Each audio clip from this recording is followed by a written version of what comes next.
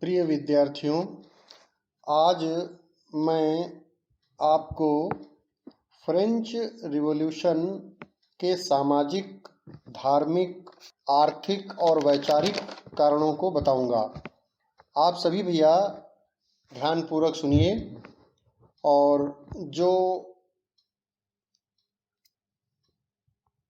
लिखित मैटर आपको भेजूंगा उसे आप अपने रजिस्टर में ठीक प्रकार से अच्छी हैंडराइटिंग में लिख लेंगे और फिर उसको याद करेंगे, उसको लर्न करेंगे। तो आइए विचार करते हैं फ्रांसीसी क्रांति के सामाजिक कारणों की। देखो बच्चों, फ्रांस की सामाजिक दशा बहुत ही दयनीय थी। लुई 16वें के शासनकाल में फ्रांस की सामाजिक दशा अत्यंत दयनीय थी। वहाँ का समाज अनेक प्रकार से दुखी था।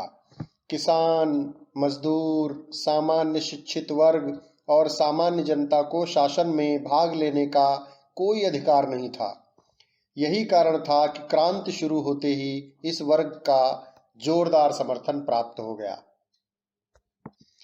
फ्रांसीसी मध्यम वर्ग में व्यापारी, उद्योगपति, वकील, डॉक्टर, इंजीनियर आदि लोग आते थे। इनकी स्थिति भी अत्यंत निम्न थी।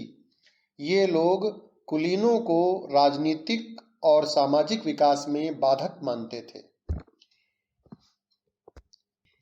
फ्रांस की क्रांति में इस वर्ग का महत्वपूर्ण योगदान था। फ्रांस की लगभग 75% भूमि जमींदारों के पास थी। किसानों को बंधुआ मजदूरों की तरह काम करना पड़ता था। किसान अपने परिवार का ठीक से पेट भी नहीं भर पाते थे। इसकी वजह से यह वर्ग भी नाराज था और इसका कारण यह हुआ कि यह वर्ग क्रांति में अपना समर्थन जुटाने लगा। अब हम बात करते हैं फ्रांसीसी क्रांति के धार्मिक कारणों की। फ्रांस की क्रांति में प्रमुख धार्मिक कारण निम्नलिखित थे। फ्रांस की जनता को धार्मिक स्वतंत्रता नहीं दी गई थी। वहां की अधिकांश जनता कैथोलिक थी तथा प्रोटेस्टेंट व यहूदी भी पर्याप्त संख्या में थे, परंतु उन्हें धार्मिक स्वतंत्रता प्राप्त नहीं थी। अतः उन्होंने क्रांति को भड़काने में प्रमुख भूमिका निभाई। फ्रांस के उच्च वर्ग में पादरी, बिशप और आर्क बिशप आते थे। इनकी वार्षिक आय लगभग 10 करोड़ डॉलर थी। ये लोग अपनी आमदनी को विलासी जीवन पर खर्च करते थे। जनता पादरियों के इस दुराचरण से छुटकारा पाना चाहती थी, अतः उसने क्रांति को बढ़ावा दिया। अब बात करते हैं फ्रांसीसी क्रांति के आर्थिक कारणों की। फ्रांस की क्रांति के प्रमुख आर्थिक कारण निम्नलिखित थे। राजाओं द्वारा अपने खर्चों को पूरा करने के लिए जनता पर मनमाने तरीके से टैक्स लगाए जाते थे। फ्रांस के उच्च वर्ग और पादरियों पर कोई कर नहीं लगाया जाता था। करों की वसूली बहुत ही निर्दयतापूर्वक की जाती थी।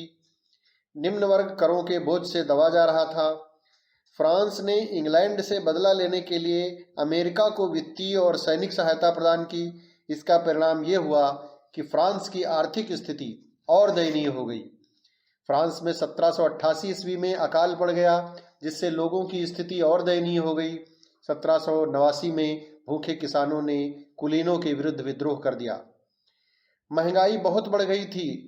निर्धन जनता दैनिक उपयोग की वस्तुओं को नहीं जुटा पा रही थी। अनाज की बढ़ती कीमतों के विरोध में फ्रांस में अनेक विद्रोह हुए। इसके अलावा बच्चों, फ्रांस की क्रांति में कुछ वैचारिक कारण भी थे। वैचारिक कारणों में हम चर्चा करेंगे रूसो, मॉन्टेस्क्यू, वॉल्टेयर जैसे विचारकों की। इन विचारकों ने अपनी पुस्तकों जैसे कि social contract, the spirit of the laws आदि के माध्यम से फ्रांसीसी जनता में वैचारिक क्रांति ला दी। इस प्रकार फ्रांस के लोग रूसो, मॉन्टेस्क्यू और वॉल्टेयर जैसे लेखकों के विचारों से प्रभावित होकर स्वतंत्रता की मांग करने लगे। इस प्रकार से फ्रांस की या फ्रांसीसी क्रांति के जो प्रमुख कारण थे बच्चों, मैंने आपको ठीक प्रकार से विस्तृत रूप में आप सबको बता दिया है। अब आप इन सबको लिख लीजिए और अच्छे से इनको तैयार कर लीजिए।